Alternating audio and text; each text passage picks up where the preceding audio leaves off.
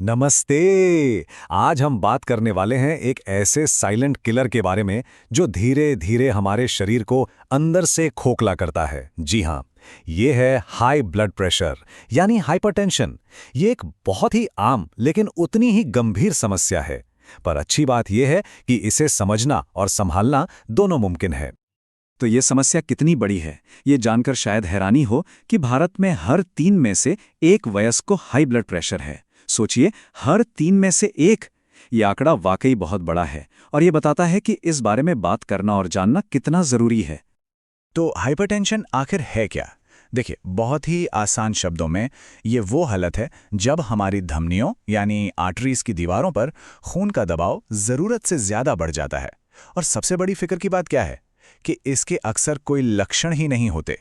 इसीलिए तो इसे साइलेंट किलर कहते हैं, क्योंकि ये चुपचाप अंदर ही अंदर दिल और खून की नसों को नुकसान पहुंचाता रहता है। ठीक है, तो चलिए अब इन नंबर्स की भाषा को समझते हैं। जब भी ब्लड प्रेशर मापा जाता है तो दो नंबर्स सामने आते हैं। इन नंबर्स का मतलब क्या है, ये जानना बहुत जरूरी है। तो ब्लड प्रेशर की 3 मुख्य कैटेगरीज होती हैं। अगर रीडिंग 120/80 से कम है तो वो नॉर्मल है। अगर ऊपर वाला नंबर 130 से 139 के बीच या नीचे वाला 80 से 89 के बीच है तो इसे प्री हाइपरटेंशन कहते हैं। ये एक तरह की वार्निंग बेल है। ये वो स्टेज है जब लाइफस्टाइल पर ध्यान देना शुरू कर देना चाहिए। और अगर बीपी 140/90 या उससे ज्यादा है तो ये हाइपरटेंशन की स्थिति मानी जाती है। एक सवाल जो सबके मन में आता है, क्या इसके कोई चेतावनी संकेत हैं? सच तो यह है कि ज़्यादातर लोगों में कोई भी लक्षण नहीं दिखते। हाँ, कुछ मामलों में कभी-कभी सर दर्द, चक्कर आना या फिर सीने में भारीपन जैसा महसूस हो सकता है, पर यह ज़रूरी नहीं है। तो सबसे ज़रूरी बात क्या है? लक्षणों का इंतज़ार बिल्कुल नहीं करना है। नियमित रूप से अपना ब्लड प्रेशर चेक करवाना ही इसे पकड़ने और कंट्रोल करने का सबसे पक्का तरीका है। इसे अपनी रूटीन का हिस्सा बना लेना चाहिए।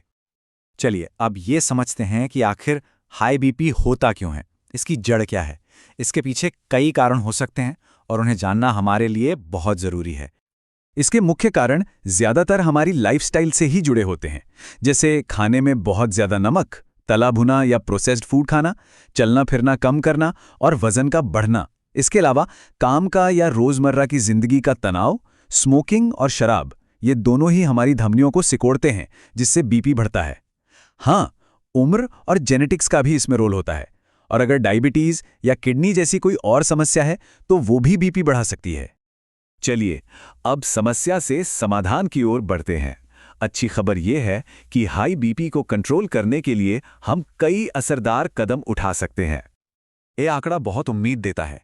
हाई ब्लड प्रेशर के करीब 70% मामलों को सिर्फ और सिर्फ अपनी जीवन शैली में बदलाव करके कंट्रोल किया जा सकता है। इसका मतलब साफ है कि कंट्रोल काफ़ी हद तक हमारे अपने हाथों में है।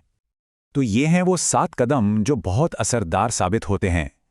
खाने में नमक कम करना, रोज़ कम से कम 30 मिनट टहलना, वज़न को काबू में रखना, एक हेल्दी डाइट अपनाना, स्ट्रेस को मैनेज करना, स्मोकिंग और शराब से दूर रहना और रोज़ अच्छी नींद लेना।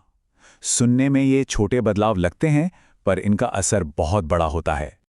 अगर डाइट की बात करें तो कुछ चीज़ें गांठ बांध लेनी चाहिए। नमक का सेवन दिन में 5 ग्राम यानी 1 छोटे चम्मच से भी कम रखना है। अचार, पापड़, चिप्स जैसी चीज़ों को ना कहना है।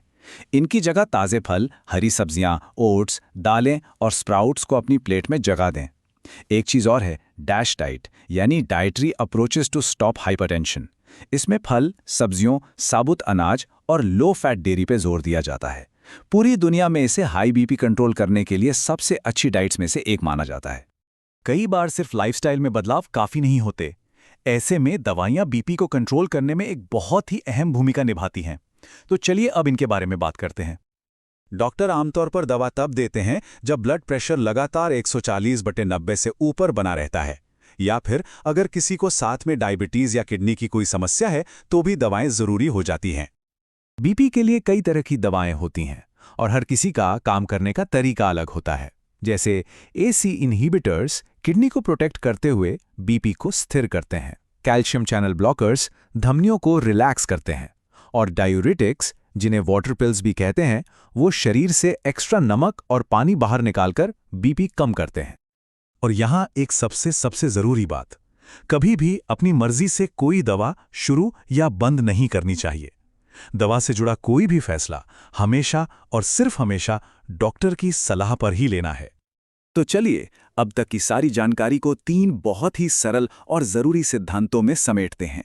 ये हाइपोटेंशन को मैनेज करने की 3 चाबियां हैं। तो पूरी बातचीत का निचोड़ इन 3 पिलर्स पर टिका है। पहला, एक हेल्दी लाइफस्टाइल। दूसरा, रेगुलर बीपी मॉनिटरिंग यानी उस पर नजर रखना। और तीसरा, डॉक्टर का सही मार्गदर्शन। अगर ये तीनों चीजें एक साथ चलें तो बीपी को कंट्रोल करना बिल्कुल भी मुश्किल नहीं है। याद रखने वाली बात यह है कि छोटे छोटे बदलाव भी बहुत बड़ा असर डाल सकते हैं। हाइपरटेंशन को कंट्रोल करना काफी हद तक हमारे अपने ही हाथों में है। सवाल बस इतना है कि हम अपनी सेहत के लिए वो पहला कदम कब उठाते हैं।